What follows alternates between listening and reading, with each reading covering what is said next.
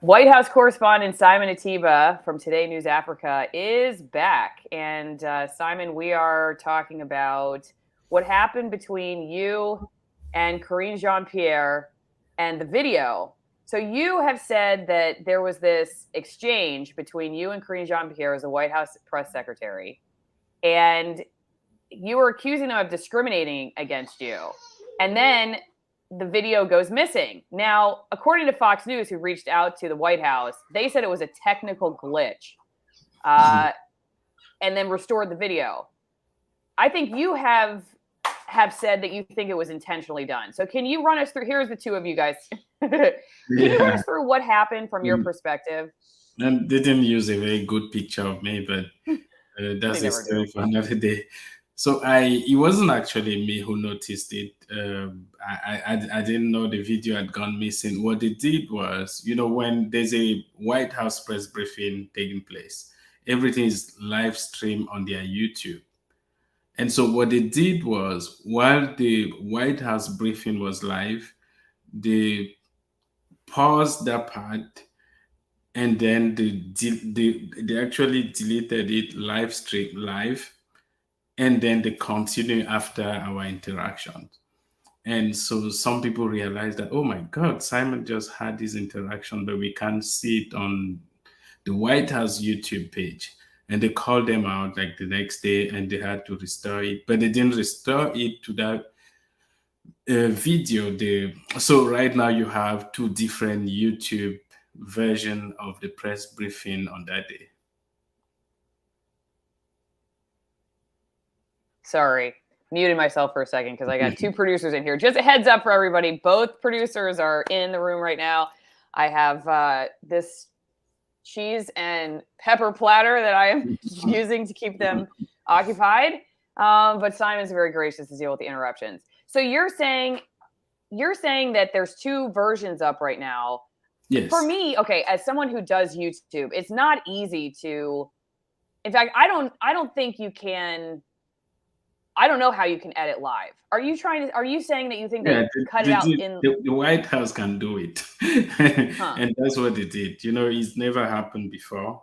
And they were able to restore it. They were able to restore it, but they didn't restore it on the same video. What they did was they now downloaded two versions of the press briefing. So you have two versions of the press briefing on YouTube. I gave the two links on my Twitter. I can't, maybe there's no time to go back there now, but what they did is they removed the interaction that I had with her, because I was saying that she's discriminating against me. And if you remember, what she was saying on that day was condemning the way she said a journalist, a White House correspondent, was being attacked by some people in India.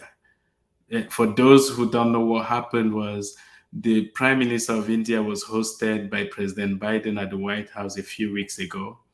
And one of the journalists who has some link to India asked him about human rights abuses in India, and people in India didn't take it lightly, and they began to criticize her. So KJP came to the White House briefing room and said that it's unacceptable. We respect press freedom. We don't accept it. But I was there in the briefing room, and I told her, I've been trying to ask you a question for 9 months. You've not called on me. You're discriminating against me because I challenge you. And, will you take a question from me after 9 months? She wouldn't do that. So the White House deleted that interaction. They skipped it, and they continued with the briefing after she finished, after our interaction. Okay, so according to Fox News, this was the exchange that she said, we're committed to freedom of the press. I want to be clear about that. And you say, so are you going to take questions from me because you've been discriminating against me for the past 9 months? She says, you're incredibly rude. You're being incredibly rude. And then threatened to end the press briefing if you wouldn't fall in line and stop interrupting. And this occurred before any reporters had asked their questions. If this continues, we're going to end the press briefing, she said. and you say, I've been in this briefing room, I've been trying to ask you one question when I'm on, you're not giving freedom of the press. And that's what you talked about last time you came on my podcast, was just how incredibly difficult it's been for you to get a question in, and just kind of the hierarchy and politics of the White House press conferences and the briefings and being a correspondent and everything. So I guess it's not surprising. I'm curious though. Okay, say they really did intentionally. Of course, again, they're saying it's a technical glitch. It happened at a convenient time. Okay, I'll give you that one. It happened at a convenient time if it was a technical glitch. But if in fact they did do that, why do you think they've allowed prior exchanges between the two of you, and this time they would have cut it out? I'm just curious because they've let it out before. They've kept that up before. Why this time do you think? Yeah, exactly. Do that? They've not had any technical glitch in the White House. No one can remember. It has never happened before. During the Biden White House, for a portion of the briefing to be cut or removed, and exactly the portion of the briefing that is contentious. And I think they are doing it because I'm doing my job. When you do your job and you keep pushing, and you say, listen, I don't expect you to give me to call on me every day, or even every week, or even every month. But when President Biden is hosting 50 African leaders in Washington, D.C. to strengthen ties between the U.S. and Africa, you should call on someone who comes from that continent and someone who has been working on strengthening ties and interaction between U.S. and Africa for many years, and who has the platform and the influence to be able to do the job. And it's sad because as they are discriminating against me, trying to silence me, sideline me, China and Russia, they are pushing U.S. away from out of Africa. They are buying lands, and they are buying all the resources, 40% of mineral resources used by companies like Google and all the top IT companies in the US come from Africa. And right now, China is taking over everything. And what we do at Today News Africa is our central objective is to strengthen ties and interaction between US and Africa as China and Russia influence expand in Africa. And they are doing to me what China should actually do to me. And, it's been sad to see that she's not respecting the First Amendment. And I understand because she's never gone to war. She doesn't know people died in this country to protect the freedom of the press and free association. And the reason I believe the US is still the most advanced country in the world and the most powerful country in the world is because of that freedom of the press. And because in the US, we enjoy freedoms that people around the world don't have. The only country that had such freedoms was more than 2,500 years ago in Athens.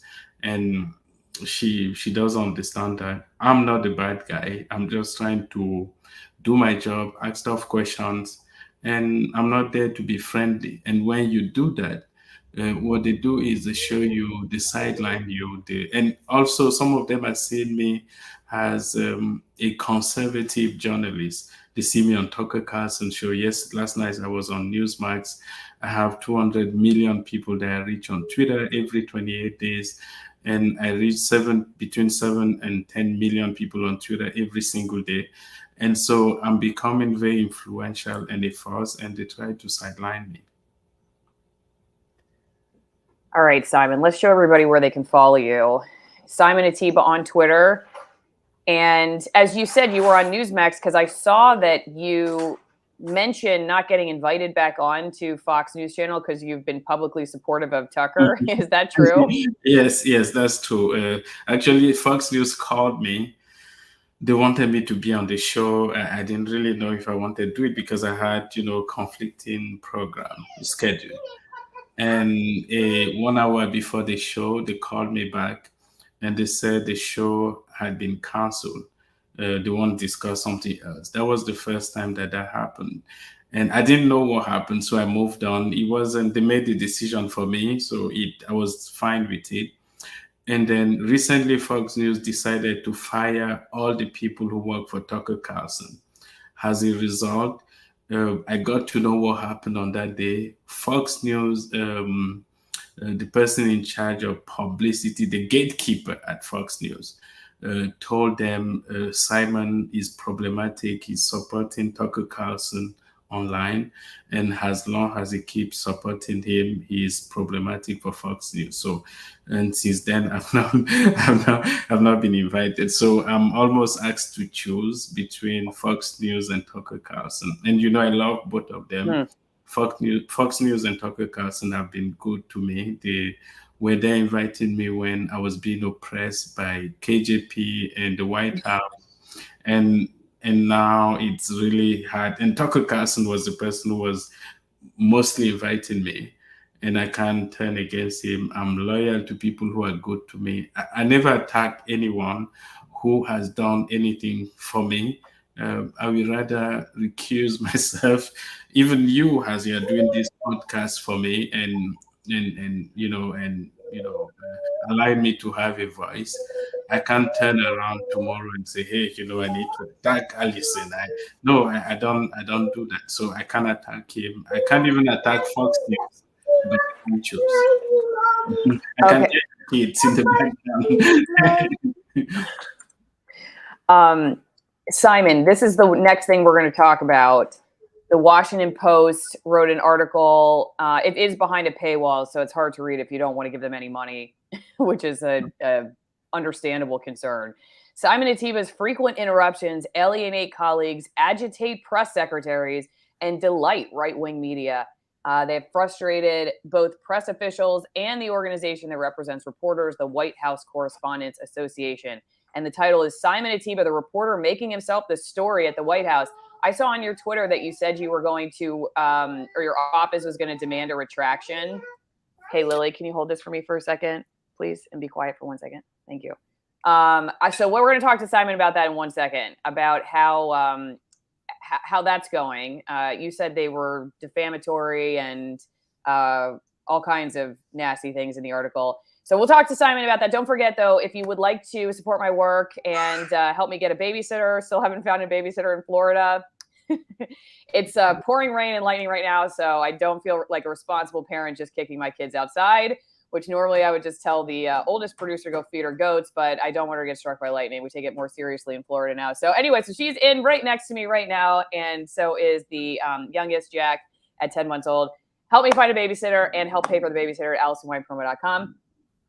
These are amazing Malbecs. They're extremist altitude Malbecs. They come from almost, the ones on the right and left are 6,000 feet. The one in the middle, 9,000 feet. Oldest vineyard in Argentina at over 200 years old. Can't get these wines at a grocery store. Why would you want to? If you want to be an extremist, you don't want to go to federal prison, this is where to start. Get some extremist altitude Malbecs and support my work at AllisonWinePromo.com. You get 50% off the wine and 50% off shipping. They make for great presents with a cause, especially if you're pro-free speech. Also, you can always go to twinenginecoffee.com/Allison. If you're a wine drinker, no. Well, if you are a wine drinker and then you get headaches the next day, you probably need a coffee. But anyway, so if you're a coffee drinker, get some coffee. We got light roast, we got dark roast, we've got Caturra tea, which is tea made from the fruit around the coffee bean. It's all very good. I drink the espresso in my lattes every morning.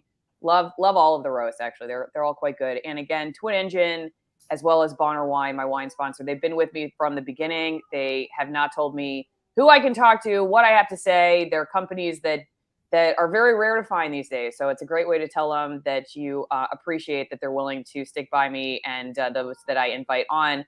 Also, don't forget, if you go to AllisonMorrow.locals.com, where we got the live chat going, you can support my work, join my editorial board, and put in questions ahead of time for interviews like Simon. And Simon, there was a question before we get over to the White House story they wrote at the Washington Post. Someone was asking trying to find it, but how does the government, oh, here it is, DMSR, how does the government treat the press in your home country? Yeah, so, I've been arrested in Cameroon, accused of being a spy for Boko Haram while doing an investigative report for in 2015. I've been kidnapped in Nigeria, dumped in the woods, and left for dead. I've been beaten up in a church for trying to do a story about the church. And that's what I'm saying. When you live in places where you don't have freedom of the press. What you see is lack of creativity. You see lack of freedom, and you see poverty. You see inequality. When you come to a country where those freedoms are respected, you want to keep them. You want to fight for them because you understand that once the US loses them, we become like those countries. The reason everyone comes to the US and the reason the US is the most advanced country in the world is because of those freedoms. Is because, I don't want to go live in a country that has no freedom, even if you give me more money. Because, and that's why everything's been created here.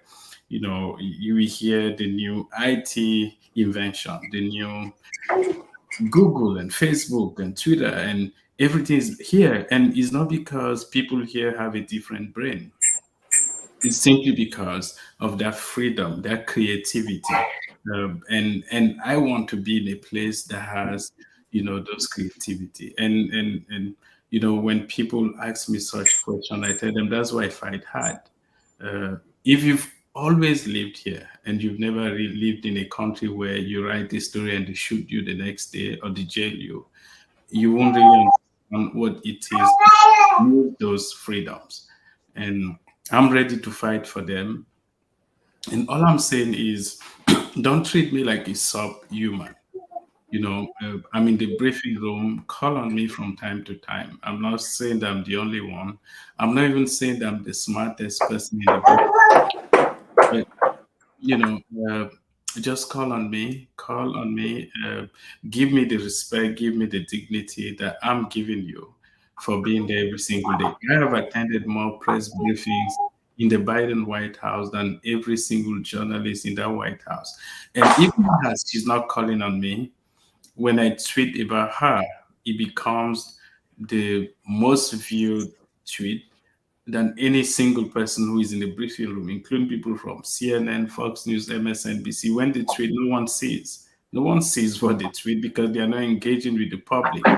You need to engage with the public. You need to respect people. You need to, you need to have a heart.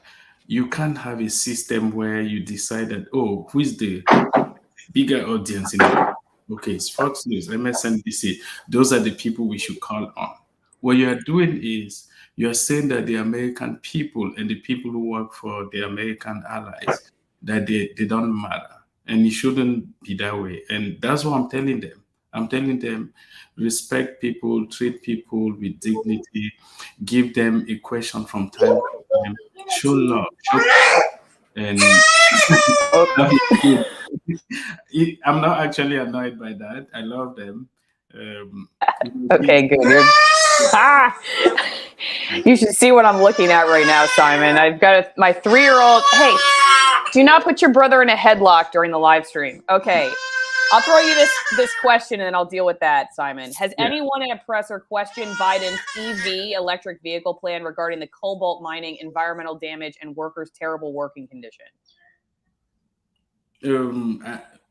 Actually, I didn't. Okay, so has anyone in the presser question Biden? I don't. Yeah, I think people have asked many questions about the environmental damage, but most of them comes from the climate change perspective, and but very few questions. Very few questions. I'm back, Simon. Yeah. And actually, most people watching now, like people who are moms and they have kids, they understand this. They understand that you have children, and all of us were kids. All of us, we just had fun, and I wish I could go back to that. Stage where I'm a kid, I don't need to pay rent or pay mortgage. Right. Yeah, no kidding. And my mom. I know. I was so stressed out as a kid. I don't know why. I should have just enjoyed having everything done for me. There was a follow-up when you were talking about the government and how the government treats people in your home country. You mentioned something about a church. Do you remember specifically what church that was? Yeah, it was Christ Embassy Church. And anyone watching now, all you need to do is to go on YouTube and type Nigeria's millionaire preachers. And you see that people had to fly all the way, journalists have to fly all the way from the UK to interview me on the incident. Nigeria's millionaire preachers. There's a whole documentary on it, beautiful documentary. And, those journalists also were attacked by the same church. And they said in the documentary that it happened exactly as I told them. Someone flew in came from New York City. A newspaper sent someone from New York City to spend a whole day with me 2 weeks ago. And some of the questions they were asking me were, your story is fascinating, and some people don't believe it. How could you be arrested, attacked by pirate, and all those things? And I told them, all you need to do is to Google it. Google it. Every single thing that happened to me is there. It's not a secret. You see, Radio France International had done stories, different people across different countries. You need to have a reputation. You need to have credibility. People need to trust you. You can't say things that didn't happen to you. But those things happened to me, and I became a better person. I became, I believe that it changed me. Those things changed me and made me to have a big heart, to understand that, you need to treat people with love, whether they are kids and, black, white, brown, women, men, or people who identify different. You need to treat people with love.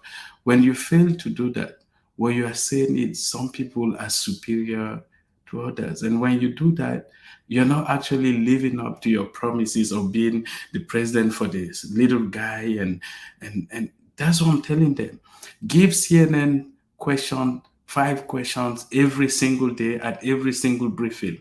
But give me one question once in a while when you discuss issues on Africa, when the first lady goes to Africa, when the vice president goes to Africa, when President Biden is hosting 50 African leaders in Washington, D.C.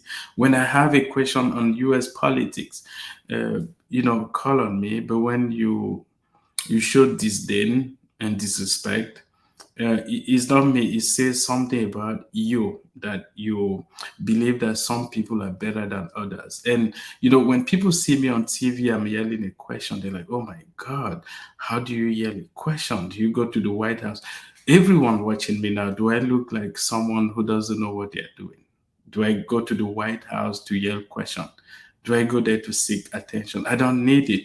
When you've done one job your entire life, you've been arrested, attacked by pirates on the Gulf of Guinea, dumped in the woods and left for dead, done this job even when you were broke, you don't do it for attention. I don't need to be on TV. I don't need to be on YouTube to be relevant. I need to be with the people, speak for the people, and do the job and ask questions. And I know that I'm not inferior or less than anyone in that briefing room, and you can't treat me like I'm inferior. And I will remind you, I will tell you, listen, I'm here in the briefing room. Give me the opportunity to ask my question when I have to ask my question. If you kick me out of the briefing room, I've done, I go there with my head high, and I know that I've done what I'm supposed to do. And yeah. Since you said you want to treat people with love, tell me how you see it as loving Karine Jean-Pierre, the exchanges you have with her. How do you see that as loving her? Okay, let me give you an example. So before we have an exchange with KJP, I will go to her office. I will send her emails. I won't receive responses. I've sat down with her in her office. I've met with her. The other day we met at the restaurant where we all go and eat, and I just realized she was on my left side, and I said hi to her, and she didn't respond. That's love. I don't take it personally. It's not. It's the briefing room. She's there to do a job. I'm there to do my job. It doesn't mean we are enemies. It doesn't mean I wish anything bad to happen to her. I want her to be great. I want her to be okay. But I want her to also be fair to people. And love is respecting people and loving them and treating them fairly. I'm not saying equally, because some people are more gifted than others, and the people don't have the same talent and the same ability, and you may not pay them the same salaries because they have different gifts and talent. But you need to be fair to people. When you fail to be fair to people, what you do is you it says something about you. And that's the love. I love her by praying for her, sending her emails and trying to reconcile and say, hey, can we talk? What should I do? Is there anything? I do that by attending background calls where they discuss Africa. They don't call on me. Just imagine the first lady is traveling to Africa and they have a background call at the National Security Council to discuss the first lady's trip to Africa. And the African guy on the call, they don't call on him because Yeah. they're hurt. Or just imagine President Biden receiving 50 African leaders. For those who don't know, Africa has between 54 and 55 countries. When 50 African leaders come to Washington, D.C., it means the entire continent of Africa has come to Washington, D.C. to meet with President Biden in an effort to strengthen ties with Africa. Yet, the African guy who is in the briefing room, you don't call on him. You don't respect him. You don't treat him with love and care. Yet you want to go and help people in Africa. I'm here, I feel like telling them, I'm here with you guys. I'm in this briefing room. You want to help millions of people in Africa and you can't help the guy who is there in the briefing room with you. That's the height of hypocrisy. Is the definition of hatred and discrimination. And the hate and discrimination against me has been there for everyone to see. And that hate comes from the left. It doesn't come from the redneck. People say that, the Republicans and the conservatives, they are the racists. I'm seeing racism against me come from the left and come from right in the White House, a place where people are supposed to be protected. And I'm not there to do anything bad. I'm just there to do my job and ask questions. And, it's sad what's going on. It's sad that people are silent and people are even criticizing me. A few people criticizing me even without knowing me. And it's sad that as I'm being discriminated against in the Biden White House, people are not lifting a finger to defend me. 50 years from now, when they look back and they see that black journalist who was there just trying to do their job. I'm not in New York City attacking people with a gun or breaking into shops and stores. And no, I'm just there doing my job. Money, no money, recognition, no recognition. I'm just there to do my job. And it's a pity that the left is discriminating against me. Is the Biden administration condescending to all Africans? How is Biden and his White House seen by Africans? Brother Bro Vet asks. Thank you for the super chat. And thanks again to Fatty Matty too for the super chat. What do you think about that? Are they condescending to all Africans? How is Biden administration and White House seen by Africans? I mean, obviously it's a huge continent, so it's there's many diverse thoughts. I will give you an example. There's a crisis in Sudan, and you've been having a war there since April 15. The Africans wanted the peace talks to take place in Africa. The US wanted the peace talks to take place in Saudi Arabia. The US didn't listen to Africans. They didn't even talk to Africans here in Washington, D.C. People who were involved, the ambassadors, they didn't talk to them. They didn't invite South Sudan, that shares a big border with Sudan. They didn't listen to them. During the US Africa Leaders Summit, they didn't take feedback from Africans. When they did the last press briefing, when Secretary Blinken did the last press briefing, he didn't involve Africans. He just came and stood there and, said what he had done. Didn't have a joint press briefing with the Africans after each of them spent like $50 million to come to the US and do that, those meetings. So they are seeing disrespect. And right now, the president of Kenya said the other day they want to dump the US dollars. They don't want to use it for trade within Africa. And the president of South Africa was also critical the other day. And so you see, people are losing trust as China and Russia expanding. And the only person, not the only person, but the person who has the platform and the will and the energy to do it, to do something, me, the White House is now fighting me. And I'm just trying to say, no, I love democracy, I love freedom, I love many things in the US, and we need to fight for those things. And how do they pay me back? Instead of encouraging me, giving me maybe $100 million to set up, to expand our what we are doing now. They're actually trying to cripple our business.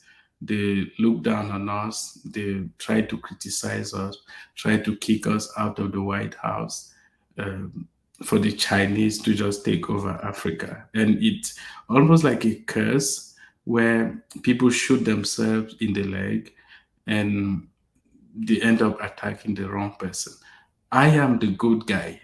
I'm the person who is trying to do something, and I shouldn't be attacked. I should be supported. They should support me with everything that I need, and to expand our operation and make sure we can fight disinformation and misinformation against the US by the Chinese government in Africa. But what do? And now end up having challenges with KJP when we're actually trying to, we are on the same page. It's a shame. Anything you want to say about the Washington Post article or what you're planning to do before I rapid fire a couple questions at you and let you go? Yeah, we sent them a letter, and we sent them a letter to seek, requesting a retraction. They lied against me, painted me as someone who is not, who goes to the White House to seek attention, yell question. Actually, they sent me very disrespectful and foolish question. The guy who wrote about me, his career is on the decline. He's approaching 70 years old, and he, when he tweet, only 2 people see it. He has he's growing old, but he didn't learn a fundamental thing in life. It's about the people. If you want to tell someone's story, don't try to destroy them. Don't try to malign them, defame them, and assassinate their character. They try to assassinate my character, and I will fight back. And I hope they have enough money. I hope they have $700 million, like, Fox News just settled a defamation lawsuit. When you assassinate someone's character, if you attack the wrong person, there are consequences. There's a cost to assassinating someone's character. I will fight back, and I'm giving them a chance to retract it. If they don't, I will go to court. And it's a shame. It's a pity that I see they become like an arm of the government, trying to crush the little guy to protect the state.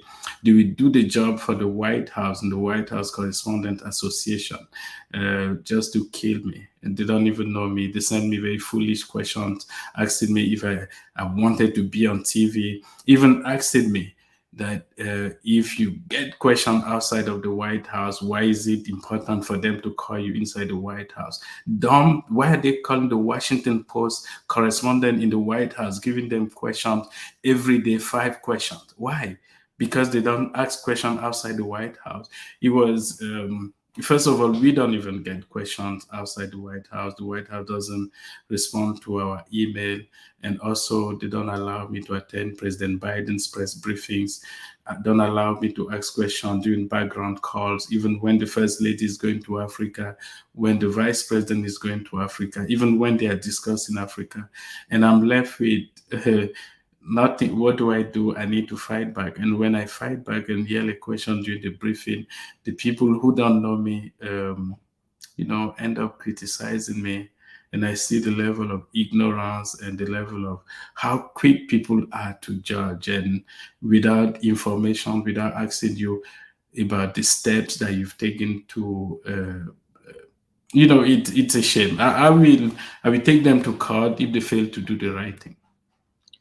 Okay, Simon, let's throw a couple quick, fast questions at you from supporters over on Locals and let you go. You want to say hi to Simon?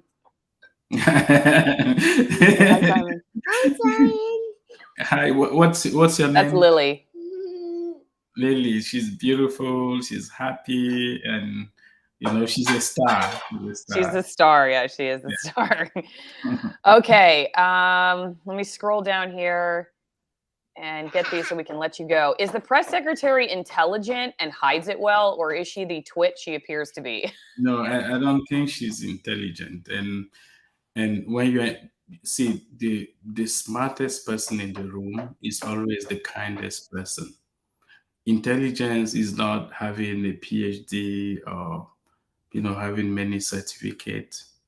That's not intelligence. Intelligence is kindness, the ability to be fair to people, understand that people, black, white, brown, Asian, women, men, treat them fairly. Don't attack them. Don't look down on them.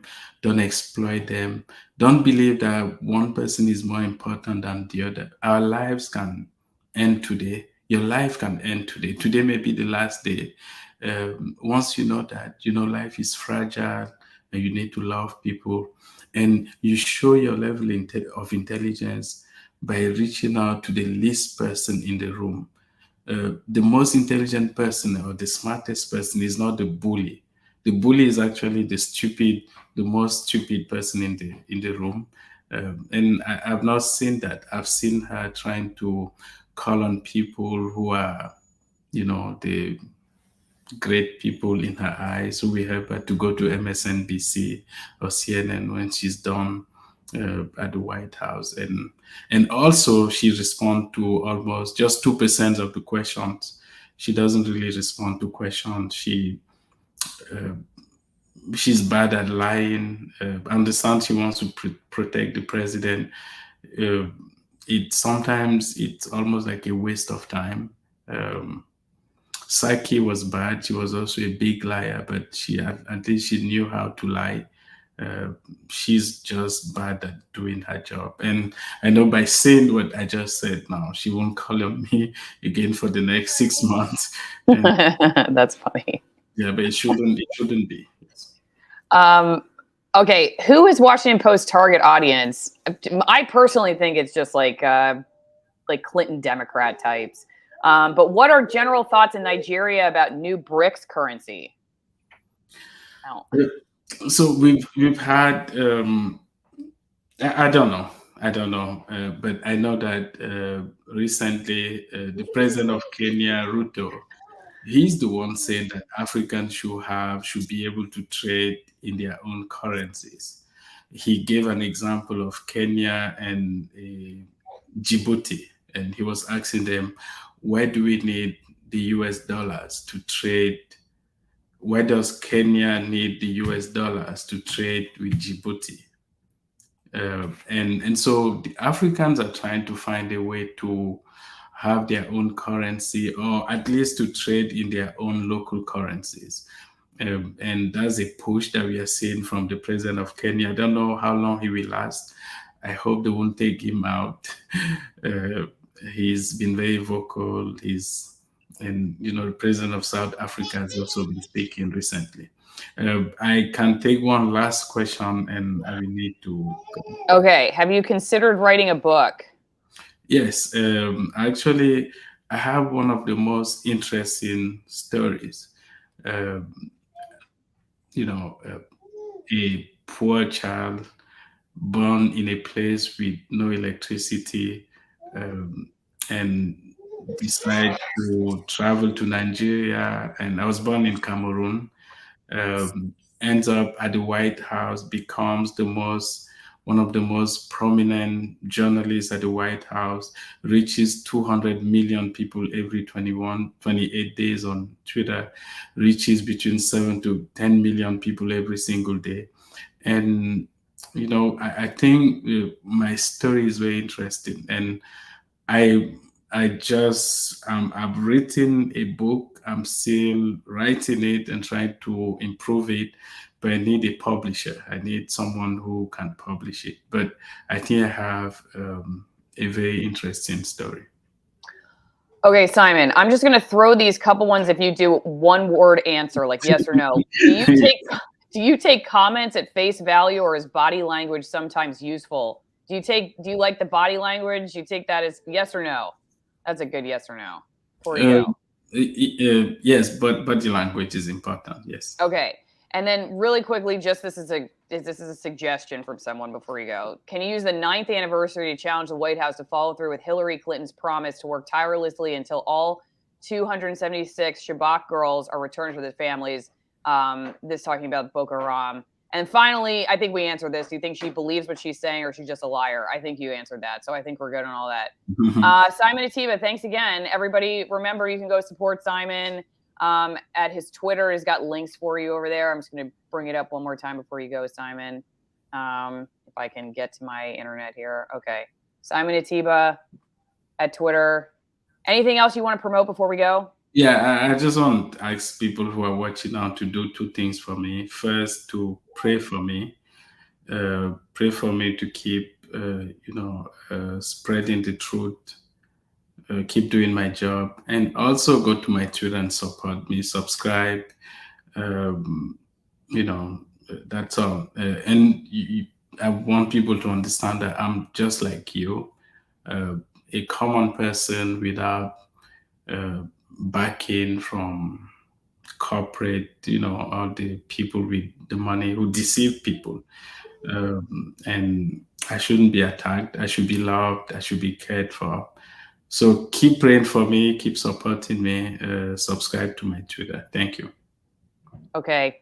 Thanks, Simon. Thanks for taking all those questions, staying a little longer. Thanks, everybody, for watching. We'll see you next time.